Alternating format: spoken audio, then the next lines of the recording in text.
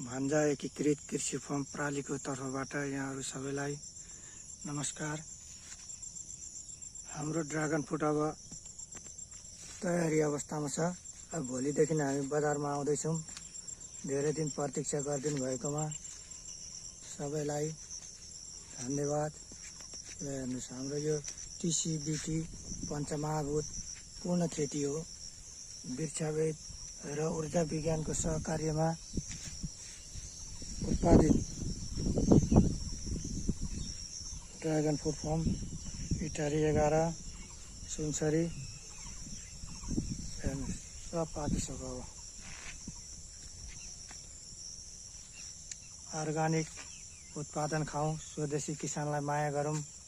हवस् त, धन्यवाद।